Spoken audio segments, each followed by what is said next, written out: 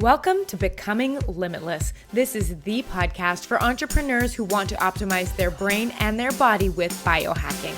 I'm going to teach you how to eliminate brain fog and upgrade your health so you can have more productivity, energy, and growth in your business. I'm your host, Tanessa Shears. Let's jump in. Welcome back to the Becoming Limitless podcast. I hope you guys have been having a great week. The impossible has happened at my house. Do you want to know what it is? I stopped drinking coffee. And this wasn't a voluntary choice. We just got back, it's already been a month. Can you believe this? A month ago, we got back from 2 months in Panama. And I was a coffee drinker at that point. Like, I had already been like, okay, I'm going to wait my 90 minutes to 2 hours to have coffee in the morning, check. I'm not having coffee on an empty stomach, check.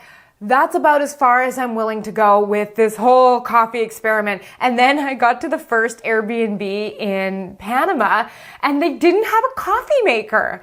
And we were in a place, like, I'm probably sure I could have walked to get coffee, but with 2 young kids, like, it's a whole nother thing where it's not just a trip with 2 adults. And I was like, oh my gosh, this is terrible. And I spent that whole week having headaches and feeling all over the place, adjusting to the heat, the time change. Like, let's just say it was a hot mess of a week in terms of how my energy felt. And then I got to the second Airbnb and they had a coffee maker, but they didn't have coffee. And I was like, oh my gosh, so we had to go to the grocery store, buy a little bit of coffee. And then I noticed I was only having it like every third day because I was completely forgetting to have it because I would get up and go work out in the morning. And I was just like, this is interesting. So I started spacing it out.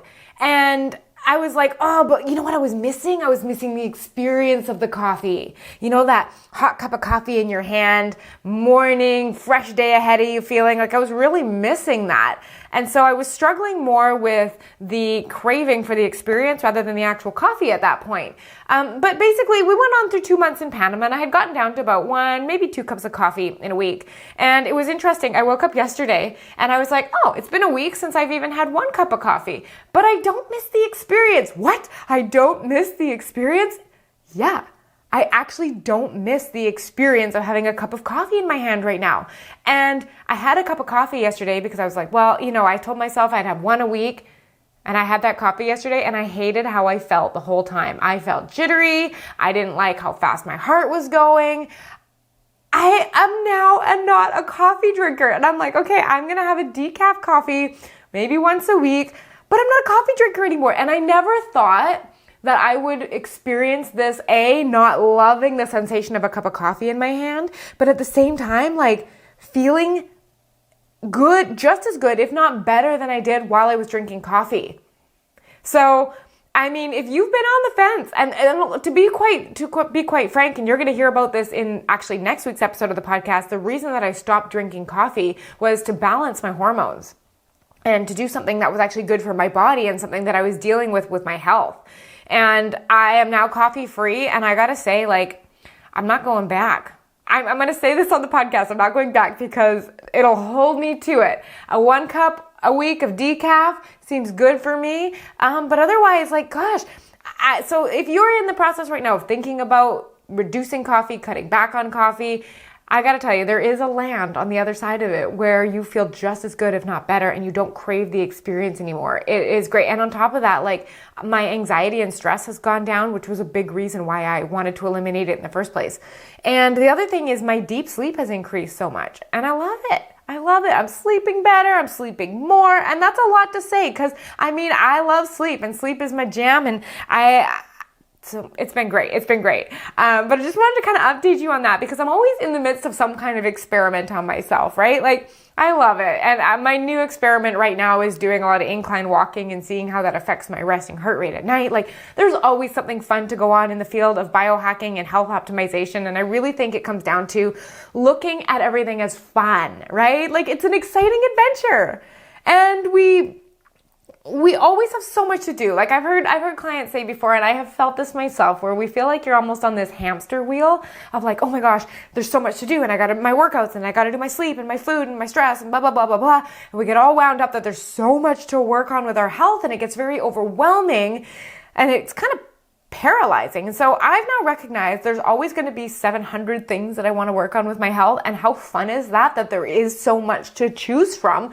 And so I just look at it as an experiment, one thing at a time. And right now It was, or I guess like over the last 2 months in Panama, coffee was the thing that got experimented with. I love the result. I'm keeping the result. And now I'm moving on to incline walking. And you're going to hear more about that as I kind of discover how that affects my body, my heart rate, my sleep, and my butt, because we're walking up an incline hill, right? But anyways, let's get into today's episode. So today's episode is all about different strategies, science-based strategies, and also just more like self-coaching based strategies that I use to boost focus when I'm working. I have worked with so many clients inside of my Becoming Limitless program that struggle with staying focused on one thing at a time. And this can look like, you're writing an email and all of a sudden something goes off on your phone and you're checking over here, and then all of a sudden you're on Instagram and you're and then you're back at work, and then you're over here, and then you're like, do you know that feeling when you're constantly scattered? Or maybe you're telling yourself like, I do better when I multitask. And so you have your email open while you're writing content, or you are checking into your Slack while you are, building out your program. Like that constant need, that feeling of feeling distracted. And it comes from two places, right? Distraction comes from two places. It comes from external triggers and internal triggers.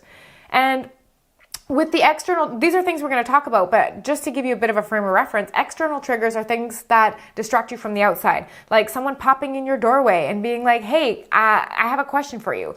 Or external triggers can be like your kids sticking their fingers under your office door while you're trying to record a podcast. I was literally just on a client call this morning and my 4-year-old was like twisting the doorknob over and over and over again. So those are good examples of external triggers.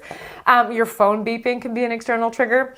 Internal triggers are actually the ones that are the sneakier ones, because the external triggers are usually the ones you can write down and solve for. But it's those internal triggers. These are the ones that are actually the hardest to identify. And I'm going to be talking a little bit about internal triggers today and some different things that you can do to minimize the distractions when they come from the inside. When you get that impulse to switch tasks, that impulse to check your Facebook or your Instagram or your email when you're working on something else, even though nothing else has interrupted you, I'm going to be giving you some hacks and strategies. And of course, the reason why this is so important is we want to really work on our focus as entrepreneurs. I look at it as a muscle, right? Like if you were to go to the gym and do bicep curls, your bicep gets stronger. Well, the same thing happens with your focus. So focus, I'd like to think of as a muscle that I train and I make stronger the more I work on it. And I do use things, and you're going to hear about them, 7 of them, that actually help me stay focused.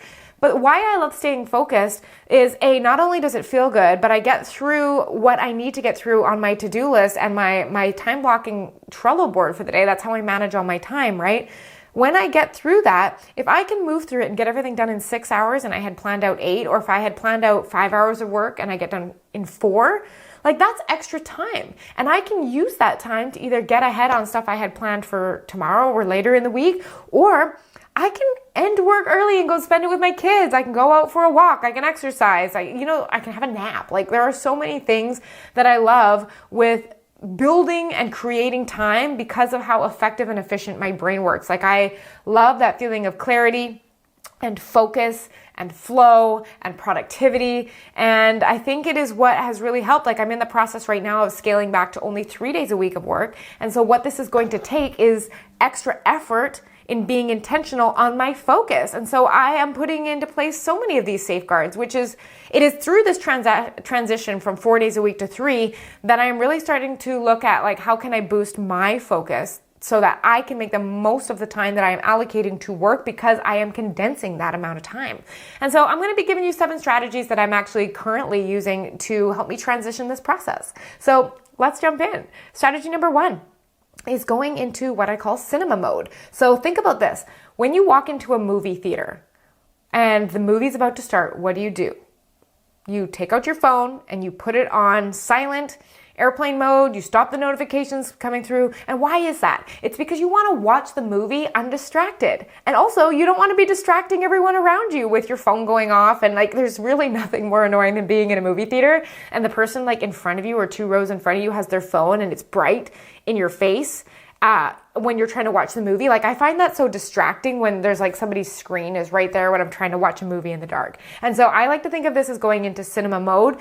And for me, this looks like turning off all notifications on my phone. Now, my phone, I'm very hard to get a hold of. I don't get any notifications except for those from calls, WhatsApps, and texts. I have them turned off on every other app because I don't want to be distracted when it's not my choice. Right? Like, if I want to choose to get up and go talk to my kids, that's me. But I don't want my phone choosing when it gets to distract me. So my phone notifications are all off. I also have my phone on silent all day long because, again, this is something that works for me and my family. And usually it's when my family's home. If maybe my family goes out, I might have my phone on vibrate so that I can hear it. And if they need to get a hold of me in an emergency, but for the most part, all notifications are off. The other thing that I do is I keep my phone face down and out of reach. There was an interesting study that was done that spoke about how many times a phone was picked up. So they call it a phone pickup in a day when the phone was within arm's length reach or without arm's length reach. And when it was out of arm's length reach, obviously it was picked up way less. So I pair those two. I put it face down so that way I don't see when the notifications come in if I don't want to be disturbed. And I keep it out of arm's length reach. So what that is helping with is anytime I get that internal trigger to like, oh, check your messages. I would have to get up. And sometimes just that act of getting up is enough to deter me from picking up my phone. I've had clients also before that have effectively used app blocking websites.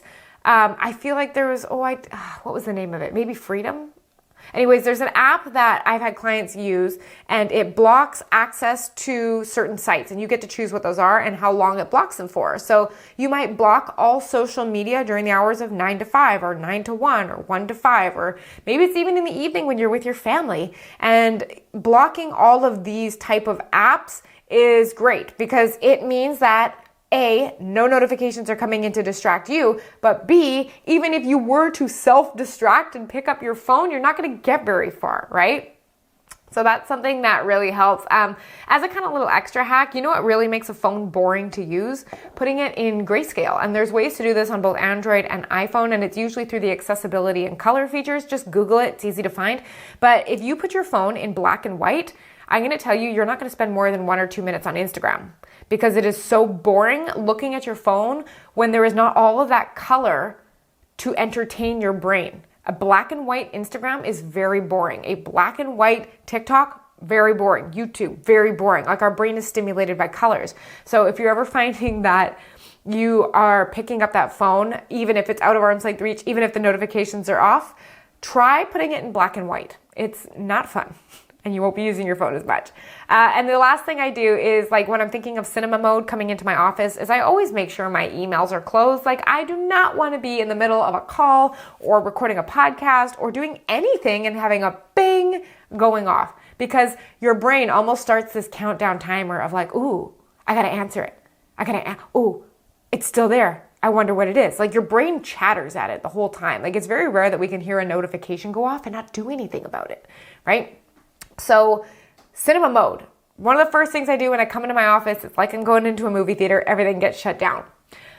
Another really cool hack that I do, and this one is a little bit more based in neuroscience, is I'm very strategic with the music that I have on while I am working. Now, I'm going to give you a whole bunch of options here, and I'm going to tell you what I've used and what I have found the most success with. Now, binaural beats at the 40 hertz range are going to be excellent for listening to if you want to be focused. Now, if you're like, what is a binaural beat? To simplify it, basically, it is something you would wear headphones with. It works, all of these are going to work better with headphones. You can play them on your computer. I don't know how effective they are. I've always just used wired headphones that are plugged into my computer. So I put your headphones in, and it basically plays one frequency, one sound in one ear and one sound in the other ear.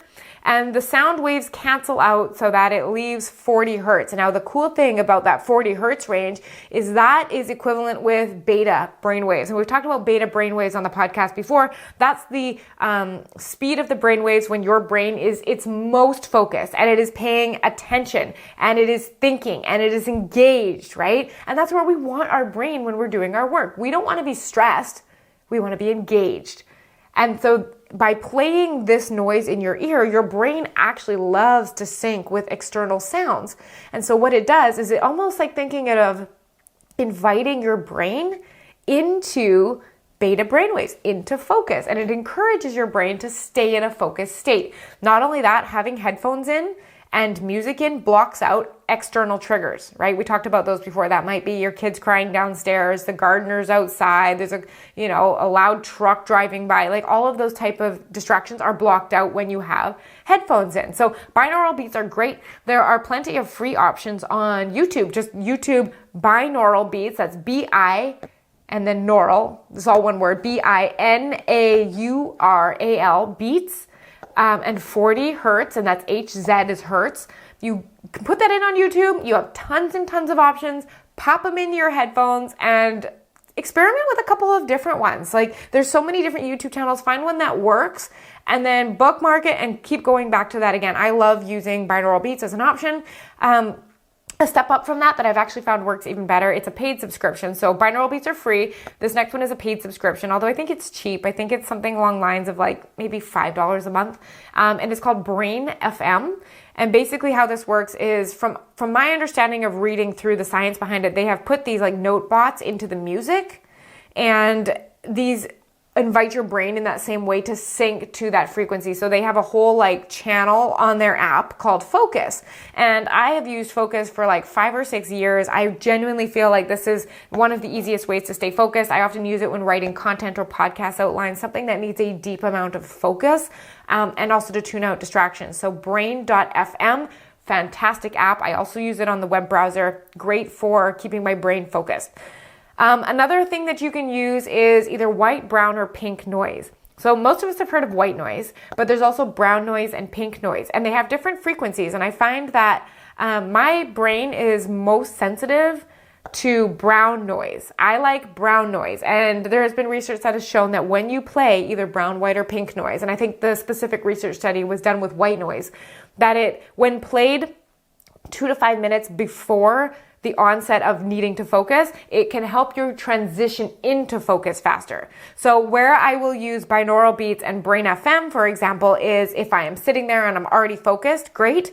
But if I'm wanting to get into focus, research has shown that white noise can assist with that. So you'd want to put it on maybe 2 to 3 minutes before you started like your flow and your focused work, and it will help you transition in. Now, it can be up to you whether you choose to continue to use the white noise or pink noise or brown noise after that. But there's also, like I said, you can use a white noise machine. There's white noise on YouTube. There's white noise on Spotify. Like one of my favorite Spotify tracks is if you just search on Spotify, like 12-hour loop brown noise, and it'll be really nice because there'll be no ads playing in there. There's no track transitions. It's a really just smooth brown noise or white noise or pink noise feature. I really like that. And of course, if you're doing any of these sound options, use headphones, right? Not only does it block out all those external sounds and triggers, but if you are using something like binaural beats or Brain FM where it actually matters what sounds are played in what ears, then this is going to make it a lot more effective. So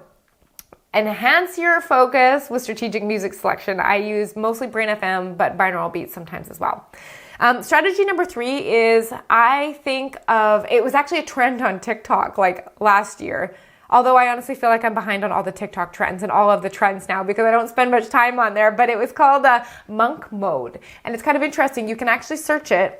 It's this big craze that was last year, although I have been using it, like I said, about for the last year. And it's based on 2 principles, solitude and discipline, because that is essentially values of a monk, right? It's being alone and in quiet, and it's also being disciplined, right? I think Cal Newport, he wrote the book Digital Minimalism and Deep Work, 2 very fantastic works, especially if you're interested in focus. Read Deep Work by Cal Newport. You will absolutely love it. I keep coming back to that. But I forget what book it was. It might have been Deep Work or it might have been Digital Minimalism. Anyways, he talks about this concept called solitude. And we think of solitude as like being by yourself. But, in living in houses and with family and all that, sometimes it's hard to get by yourself. So instead, he defined it as the absence of input from other people's brains. Like, if you think about it, on Instagram, you can be by yourself in a room scrolling Instagram, but it's not solitude. Why is that? Because other people are inputting their thoughts into your brain, because every time you scroll past a post, it's just someone else's thoughts and opinions over and over, and you're getting an overload of thoughts and opinions, right? When your family talks to you, that's not solitude, because you are getting input from other people's brains. Notifications going off, input, watching YouTube, input, TV, input, listening to podcasts, input, right? Lots and lots of input. And I think that's one of the things that we are sorely lacking is solitude, right? Time to hear ourselves think, time to process what we're feeling, time to actually feel what we're feeling, right? And so with solitude, this will be managing your external triggers when we're thinking about monk mode as a strategy. So like I said, it's solitude and discipline, and solitude is tied to managing external triggers. And so one of the things that I really like is being very clear on office hours with this, so that I am not being disturbed. So I will say to my family, like, hey, I'm working from 12 to 5. Please don't knock on the door unless it's an emergency. Please don't interrupt unless it's an emergency, because that is going to affect my focus, right? And so I'm creating solitude for myself. And if you're working in an office with other people, it's important to let them know, like, hey, I'd prefer not to be disturbed between 12 and 2. If you send emails between this time, I'll get back to them after. Like, creating circumstances for yourself in which you're no longer being disturbed by others. And if you are in a crowded space, this might also look like having the headphones on and maybe honestly a little sign near your desk that says, hey, come back at this time. Like, please do not disturb. And I think it's about being clear with boundaries. We talked a little bit about that in last week's podcast, actually, when it comes to boundaries around work. But if we can put in cinema mode, that takes care of a lot of all of these external triggers, all of these things coming from the outside that are distracting us. But I think what's even more interesting, we said it was solitude and discipline, is this concept of discipline, which is the practice on following through on the plan that you set out ahead of time. That is the practice of discipline, right? And so why discipline is so important is because it helps you manage and eliminate all of the internal triggers. And now we're going to dive a little bit into that. So an example of an internal trigger would be hunger. So it's not something that happens from the outside, but it is something that happens from the inside, right? You are feeling the sensation of hunger, and it is driving you to take an action. And that action is to eat food. Does that make sense? Like, if your stomach growls, that's an internal trigger, driving you to go and seek out food. Now, internal triggers don't have to be just hunger related. They can come in the form of discomfort. So let's say, for example, you are working and your back starts to tighten up because you're sitting in a really funny position, and you're getting this urge to like get up and move, and you don't want to sit anymore. And then your brain starts getting a little noisy about it, and you get all these thoughts, and then you get the feeling of being frustrated, or maybe you're uncomfortable. This is a distraction that is coming from the inside. Another really good example is, let's say you are working on something and it's challenging. Maybe you're learning how to build a new web page. Maybe you're learning how to build a landing page or put together a funnel or something like that. And it's complicated and it's hard, and you don't know how to do things, and the page isn't saving, and you don't know where the links are or the settings menu, and you're feeling that feeling of discomfort in your body. And when you feel that, it drives you, that discomfort can be so intense that it drives you to pick up your phone and check Instagram just to like take a break or feel a little bit distracted, right? You distract yourself from the task you're doing because the discomfort has risen. Now, it can be all kinds of feelings. It can be overwhelm. It can feel procrastination. Like, there are so many internal triggers, thoughts and feelings that distract you from the inside. And I think one of the best things that you can do is spend time noticing what those are. For me, I know I have a thought that is an internal trigger, and it's, I don't like doing this. What's the point? I don't like, it repeats over and over again. And so I notice when that happens, I am more likely to procrastinate, or even go and work on something easier. Maybe go spend some time on Canva. I honestly feel like I could spend a lot of time on Canva designing graphics and stuff like that. Like, that is fun for me. And when I feel that feeling of discomfort, my brain wants me to go do something easier, go do something fun, instead of doing the work that is necessary to move my day forward or my business forward, right? So by becoming aware of your own internal triggers, you can watch out for them, and you know what they are, so you no longer have to respond to them. Because just because you get this inclination of like, I don't like this feeling, I feel uncomfortable, you don't have to respond to it. You could just allow yourself to feel uncomfortable, but if you didn't know to watch for it, you'll be responding to all these triggers. So next time you go to feel distracted and you're working and you're just like, oh, I'm just going to check my email, I want you to stop and ask yourself, like, what am I feeling right now that is driving me to want to go and check my email and distract, all right? So like I said, monk mode is made up of solitude and discipline. Solitude meaning finding a way to eliminate external triggers, and discipline finding a way to implement or to eliminate internal triggers, right? The things from the inside. The other thing that I love doing, and these like little sprint challenges, is I've talked about this before, but the way I plan my day is I plan my work week on Trello in a time blocking fashion so that at any point during the day, I know what I am to be working on during what work block. So if I am not working on that task, I have become distracted. And it's really clear for me to be like, am I working on the task that has been set out now? Yes or no? And I know if I'm distracted. And so one of my commitments is whenever I start a task, like even let's say it's record a podcast episode or outline a podcast episode, whatever it is, write the description for a podcast episode. I commit myself to monk mode until I have completed that task. I have committed myself to allowing no external triggers and no internal triggers to distract me until I am through that block. And then after that, if I need to just get up, get some water, go to the washroom, stretch, go say hi to my kids, whatever it is, that's fine. But I practice doing monk mode one task at a time, one work block at a time, and it makes it exceptionally effective because I'm not taking 3 times as long to do a single task because I'm in my email and also on my phone, like between every 5 minutes of the task. And that kind of leads really well into I think this is number 4. Yeah, this is number 4. The fourth habit that I use to boost focus is I always know what I'm doing with my time. And so that kind of alludes back to the way that I plan my week is time blocking. So I know that I have a 3-hour block to work on a Monday, and here's what I'm going to be doing during that block. Like right now, it is 9:48 a.m. on a Thursday, and I'm recording this podcast episode, and that's exactly what I intended to do with this time. So don't go into your business day unprepared. Know what you're going to be working on and when ahead of time. And the reason for that, like I said, is if you go into your day with no real flow structure of what's going to be happening at what time, you're always going to pick the easiest, funnest things to do and never the things that need to be done. And you're also going to be distracted and spending and wasting so much time looking at your to-do list going, what do I need to do next? That's decided out a week at a time for me. Every Friday or Saturday, I sit down and do my whole week schedule ahead of time so I know exactly what to do. And there is no distraction because I know what to do.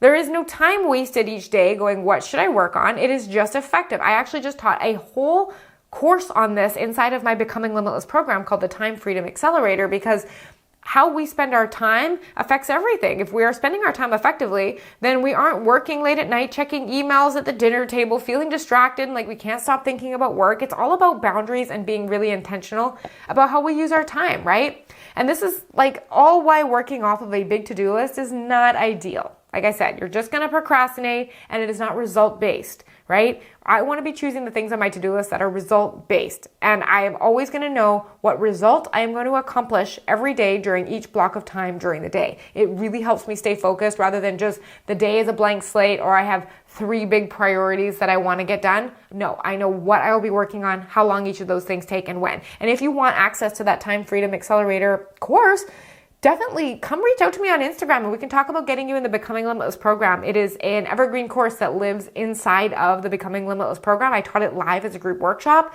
had great feedback on it, and really helped people feel in control of their schedule and being intentional about what kind of days they wanted to create. The next task that I do to help with my focus is something that actually one of my clients came up with, and I thought it was really cool, and I've been sharing it as a suggestion to clients ever since. So I had a client and she was a CFO. And so every year from, February to June, it'd be very heavy into tax time. And this was before she hired out a tax accountant within her business to take that role off her plate. But she would do lots of tax returns and she hated doing them. And she'd procrastinate on them. She dreaded them. Every day was a drag to get into. It was just this constant like focusing on this task that she didn't like. She'd put it off. She'd do things that were less important, like this whole conversation and narrative in her head that was taking up so much extra energy.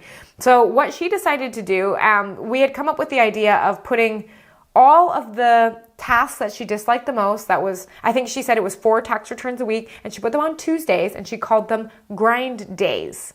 And by doing this, what it allowed her to do was have a day that was designated to suck. Because we all have those tasks in our business that we don't love, but are necessary to move the business forward. Well, instead of kind of sprinkling them throughout your week, what if you just had one day dedicated to the suck? And what if it was Tuesday and all your sucky activities went on Tuesday? Then think about it. On Monday, you don't have to worry about it. On Wednesday, Thursday, Friday, weekend, you don't have to worry about it. It doesn't get procrastinated to the end of the week. It is something where this one day a week, you sit down and just do it. I actually used to do this with podcast pitching. So I actually love guesting on podcasts, but the actual act of podcast pitching wasn't my favorite. And so I ended up putting them Monday morning first thing. I just got them out of the way so I could have the rest of the week free, because these were actually the tasks that move my business forward. It's how I meet so many people. And you might even be, if you're listening to this podcast, you might have come from seeing me on another podcast, right? So it's so important and it needs to get done. And I like to have it done at the beginning of the week so I'm not pushing it, procrastinating it, because it is an important activity. And then here's the coolest part. If you notice that the same type of activities are turning up on your grind day over and over and over, like for me, it was podcast pitching. Those are the activities you should probably outsource to a virtual assistant or hire someone for. And this is what my client did. She hired a tax consultant, a tax prep consultant who took those off her plate. What did I do? I hired a virtual assistant who came in and does my podcast pitching for me now. And it's really easy to see if there are constantly things that are going on your grind list. Those are great things to consider. What is the word? Oh my goodness. Giving away to someone else to do. What is the word for that? I'll probably remember it as soon as I'm done this episode. But anyways, set grind blocks or grind days throughout the week to get through those tasks that you really need focus on so you're mentally prepared going into that day. All right, 2 more. All right, they're nice and quick on this one. The next one up is stay hydrated. So did you know that by the time you already feel thirsty, you are dehydrated? Like you have gone too far. You are dehydrated. You are not just needing a little water. You need more water. You can't let yourself get thirsty. If you're letting yourself get thirsty all the time, you are dehydrated, and dehydration can actually affect your brain performance, cognition, and focus, right? And so this is a recommendation actually from the Huberman Lab podcast. Andrew Huberman, he is a neuroscientist out of Stanford, and I love his stuff. He recommended that during focused work, when you are doing what I'm doing now, recording a podcast or writing or creating or tax prep filing, you want to drink on average 8 ounces, and that's 1 cup of water for each hour of focused work. Now, I've worked with many entrepreneurs who will only have 32 ounces in a day, right? And so we really want to think about making sure we are staying hydrated. Now, what I end up doing is I always have at least like a 16-ounce glass. I have recently, as a birthday gift, been given a giant thermo flask, giant, I think it's like a liter, which is like 32 ounces with a giant straw on it. And I have that at my desk, and I make sure I get through 1 to 2 of those just sitting at my desk, because I notice the fogginess and the fatigue creep in when I'm dehydrated. So this is such a simple one. Have something on your desk. As a rule of thumb, I aim to drink 8 to 16 ounces for every meeting I have. So if you've ever been on a meeting with me, client call, group call, you will always see me drinking water. And that is wise, because it's part of my goal to stay hydrated and focused. The last focus hack is putting your screen at the right location. So what does that mean? So let's picture right now you're sitting in front of your computer monitor, and let's say you are on a laptop. So your laptop is on your desk, and if you're sitting up tall, where does your gaze have to go to look at your laptop? It has to go down, right? Because with a laptop, they're not very tall and the screen is very low, right? Well, when you are looking down at your computer screen, it activates neurons that are related to calm and sleepiness. And can you imagine, like, if you're looking down at your laptop here and it's activating calm and sleepiness, well, no wonder it's harder to stay focused, right? And this is the same, like, when I get into bed at night, I purposefully put my book at a low eye level. So, like, I'm propped up in bed with my book low because I know it activates calm and sleepiness. This is not what you want for focused work. So laptop users, I am very sorry, but you are not helping your focus at all. So what to do instead? You want to make sure that you are looking at computer screens and books that are actually slightly above eye level, right? Because that slight look up generates maximal levels of alertness, which helps you stay focused longer without feeling sleepy. How cool is that, right? And so on my desk here, I actually have a movable monitor. And the monitor lifts up and down. My desk lifts up and down. And so that is actually how I control the height of my monitor. I always make sure that it is slightly above eye level, so I'm looking up. Now, if you are on a laptop, this does get a lot more difficult. And I have coached clients through this, and I'll tell you what I recommended to them. So if you are working on a laptop, what you'll need to do is get your monitor at a higher height. Now, there are things you can buy on Amazon that'll prop your monitor up. If you're in experimentation phase with this, I've had clients before just use boxes or books, put their laptop up on top. But now the problem is if your laptop is up at eye level, this means that when you're typing on your keyboard, your shoulders are going to be up around your ears, your elbows are going to be up in the sky, and this is terrible for your posture. It's called desk ergonomics. You don't want to be doing that. So what I would recommend instead is investing in an external keyboard. Like I have a Magic keyboard for my Mac and an external mouse or trackpad. And what you can do is put these low on the table, but it allows you to maintain height with your laptop. So when I was in Panama for 2 months, this is what I did. I ended up putting my laptop screen up high, propping it up, and I brought my external mouse and keyboard so that I could keep them right about at elbow height at the desk. So this hack, I went into a little bit more about desk ergonomics here, but you're really looking at where is the height of your monitor and your screen. If you're looking down, it activates calm and sleepy neurons. We want to be activated and awake, so we want to be looking up just a little bit. So I hope that has been really helpful. Those are the 7 hacks. Remember, cinema mode, music, monk mode, knowing what you're doing with your time, grind block, staying hydrated, and putting your screen at the right height. These are all things I am doing to really double down on my brain's ability to stay focused and productive during my day so that I can condense into 3 days. Over the last several years, I have condensed down into 4 days and have been working only 4 days a week for probably 3 or 4 years now. But I'm at that point where I'm really invested in travel and spending time with my family. So condensing it down to 3 days is that next step, and having ultimate focus is definitely something that is going to help me create success in that area. But I'd be so curious, do you have any really good focus hacks that you'd love to share? If you do, can you reach out to me on Instagram? I'm at Tanessa Shears there, and you can share them with me, and I'd be more than happy to build this library, and even if I get enough suggestions, create a part 2 to this episode that are full of suggestions that you have given in. But if you're listening to this, like I said on the podcast, don't forget to hit subscribe. And if you found this useful, please share it with someone that you'd think they would find value in it, or you could repost it in your stories. And of course, don't forget now that we are doing video podcasts right now. We're testing them out. We are on our 3rd video podcast right now. So you can always watch me say these podcasts to you if you're interested in that on YouTube. And if you're watching on the YouTube channel right now, don't forget to hit subscribe and like and leave a comment on your favorite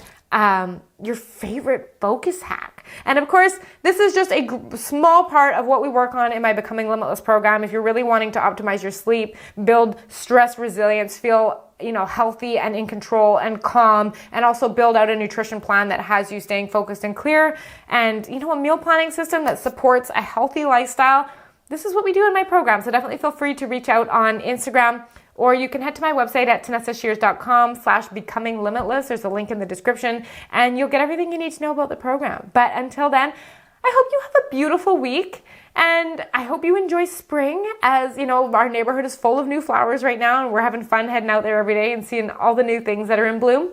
But have a beautiful week, and I will talk to you next time. Bye. Want to know more about the Becoming Limitless program? Everything you need to know is linked in the description. You can head to my website at tanessashears.com to learn all about the program. Or if you're not ready to work together yet, you can check out my free podcast, Becoming Limitless. It's the go-to podcast for entrepreneurs who want to optimize their brain and their body with biohacking.